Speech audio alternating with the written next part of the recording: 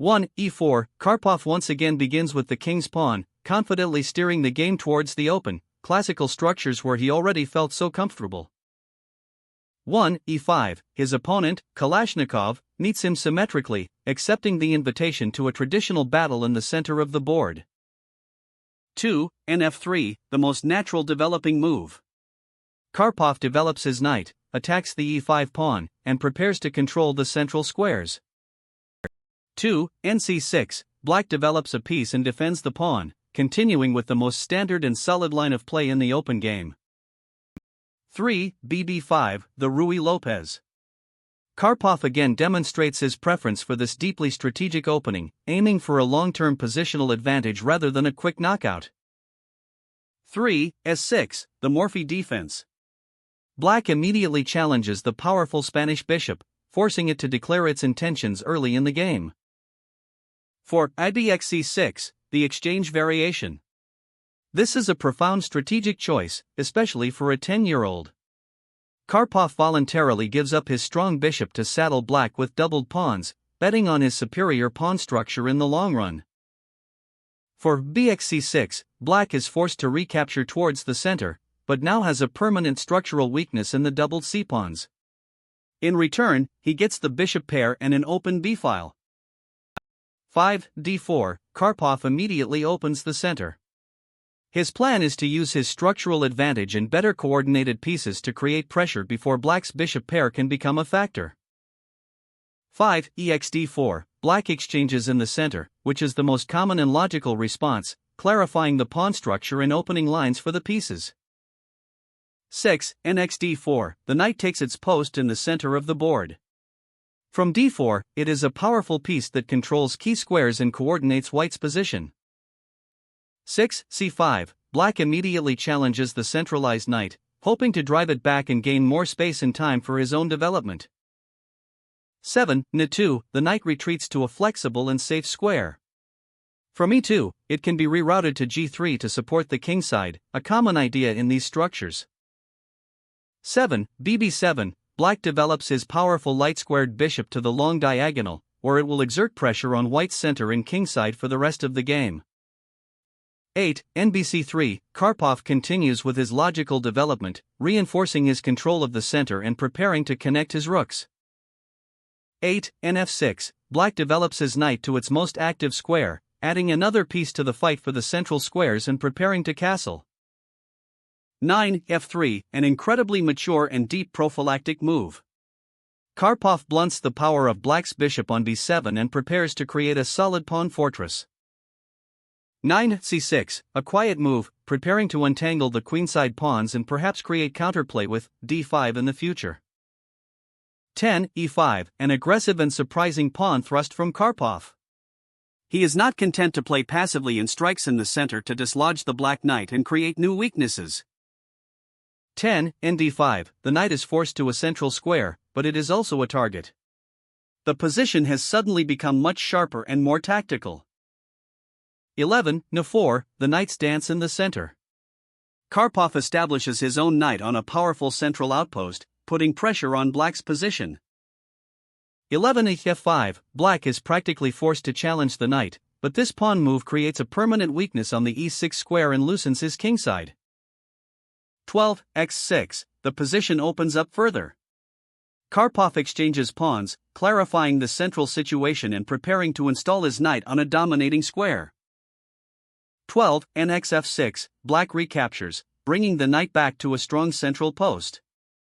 However, this allows Karpov to execute his main tactical idea. 13. nd6+, the culmination of Karpov's plan. He lands his knight on the crushing d6 outpost. This knight is a monster, paralyzing black's entire position. 13. bxd6, the bishop is forced to trade itself for the powerful knight. This is a major strategic victory for Karpov, as he has eliminated one of black's bishops. 14. qxd6, Karpov's queen now takes over the dominant d6 square.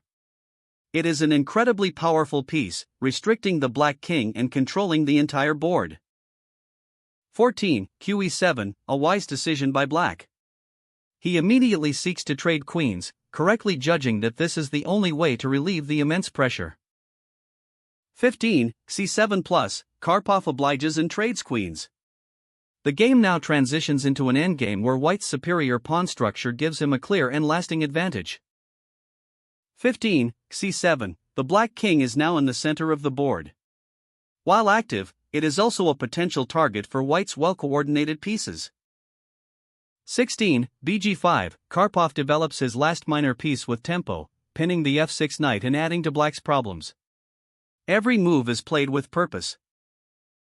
16. Re8, Black develops his rook and prepares to untangle his pieces, but the defensive task is very difficult in this unpleasant endgame. 17. Karpov castles by hand, getting his king to safety on the queenside and bringing his rook into the game on the open d-file. A masterful decision. 17. d5, Black pushes the pawn forward to create some space for his pieces, but this also creates new weaknesses that Karpov will later target. 18. ing3, the knight is rerouted to a more active square on the kingside, from where it can support an attack or control key central squares. 18. bc8, the bishop is forced to retreat to a passive square, a sad testament to the failure of Black's strategy. The bishop pair has been completely neutralized. 19. rhe1 plus, Karpov brings his final piece into the game with a check, seizing the open e-file and putting even more pressure on the exposed black king. 19. kf7, the king is forced to a more vulnerable square. The white pieces are now working in perfect harmony, and the pressure is becoming unbearable.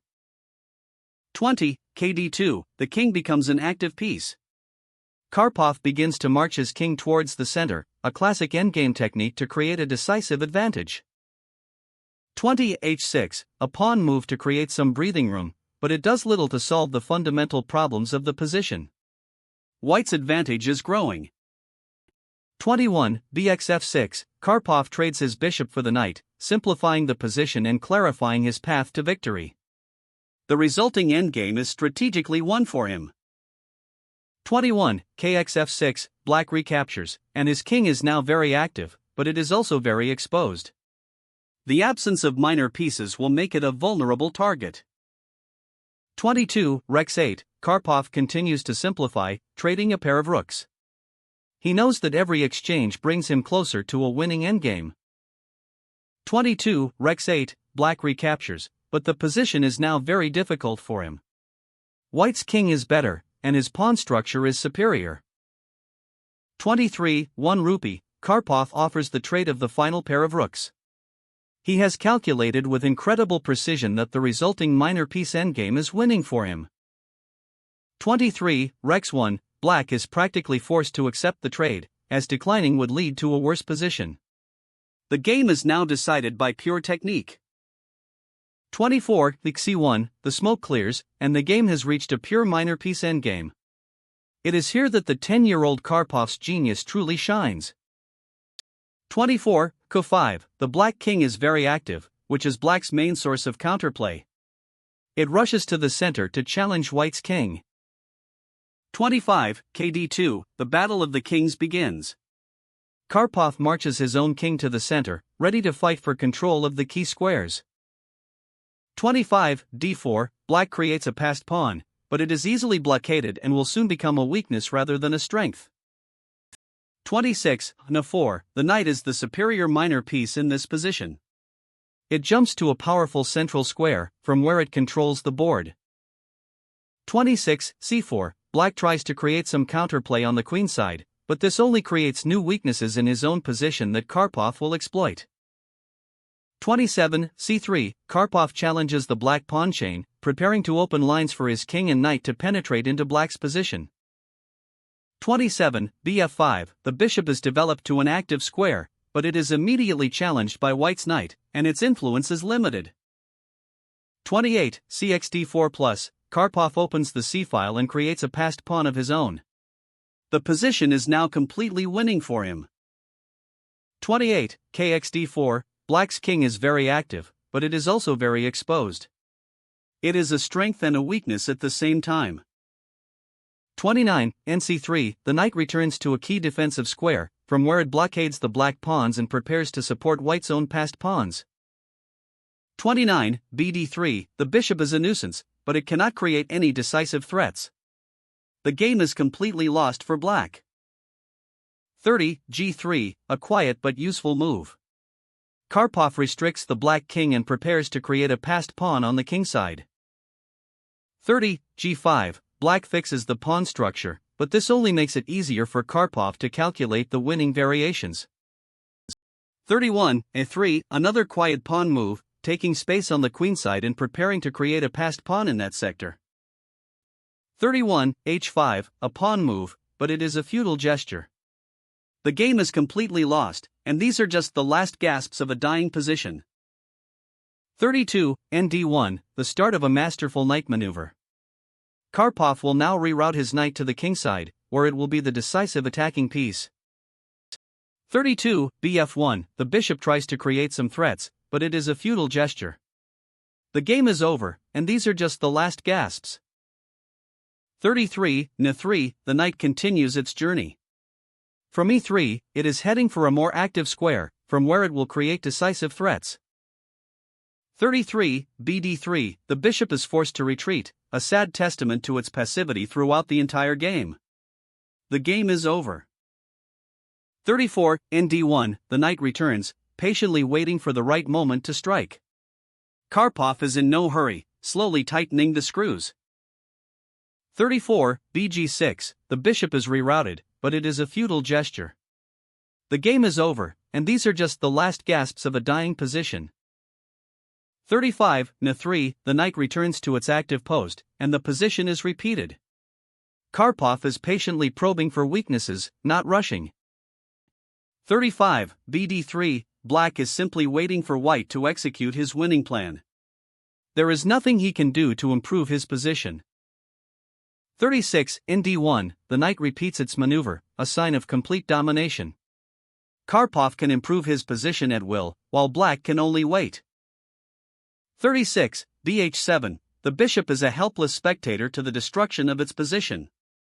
The end is near, and the game is over. 37, nc3, the knight returns to its powerful post, and the final phase of the game is about to begin. The execution will be flawless.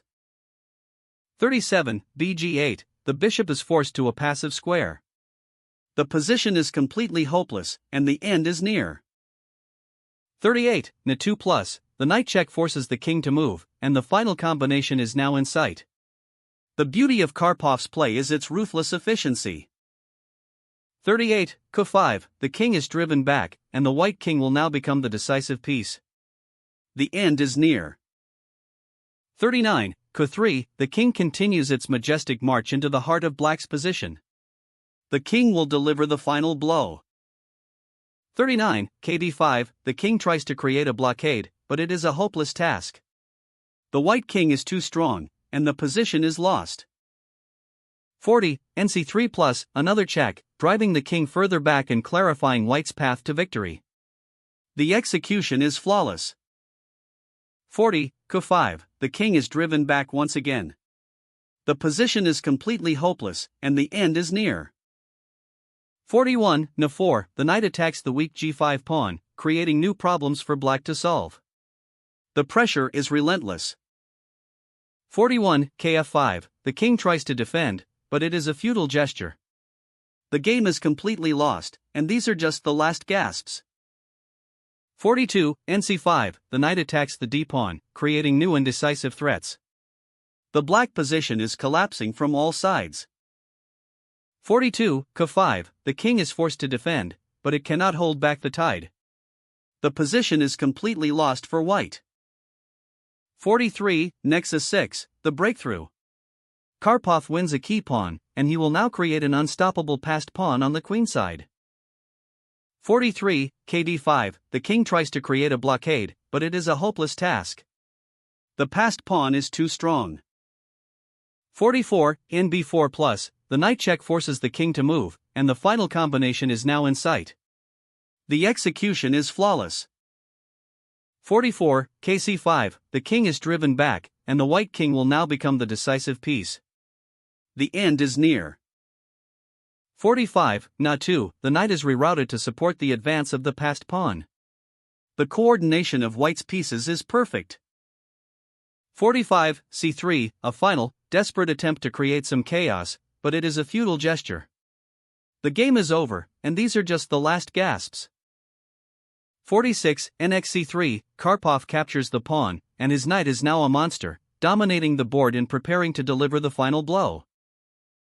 46, kc4, the king tries to create some counterplay, but it is a hopeless task. The passed a pawn is unstoppable. 47, f4, the passed a pawn begins its relentless march to the queening square. There is nothing that black can do to stop it. 47, kb3, the king tries to create a blockade, but it is far too late.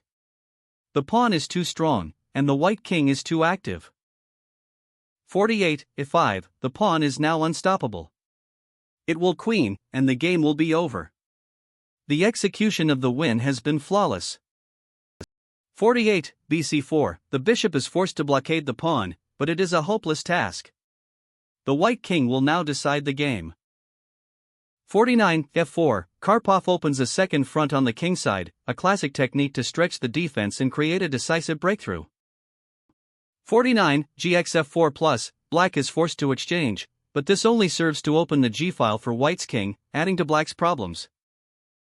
50, gxf4, Karpov recaptures, and he now has two passed pawns. The position is completely and utterly lost for black. 50, kb4, the king tries to create some counterplay, but it is a hopeless task. The passed pawns are too strong. 51, f5, the f-pawn begins its unstoppable march. It is now a serious and immediate threat, and black is forced to react to it.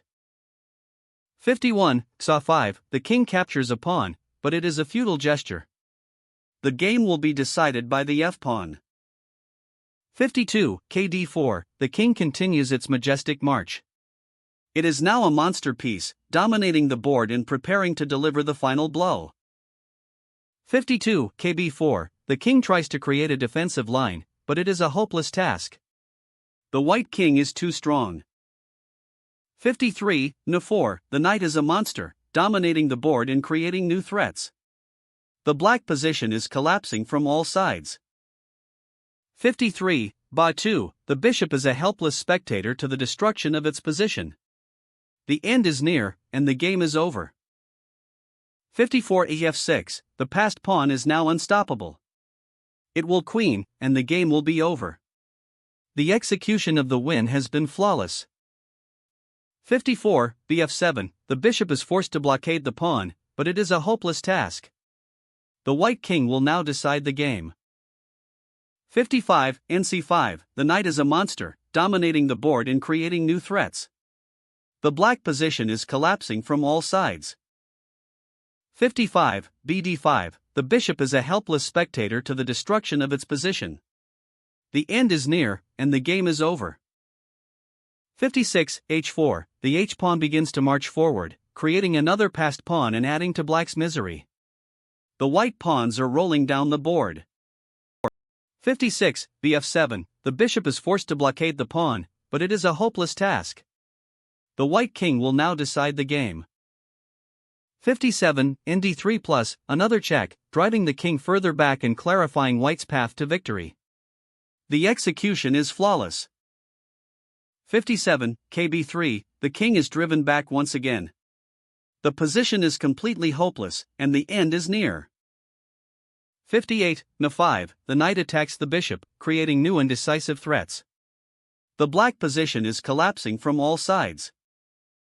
58, b6, the bishop is forced to retreat, a sad testament to its passivity throughout the entire game.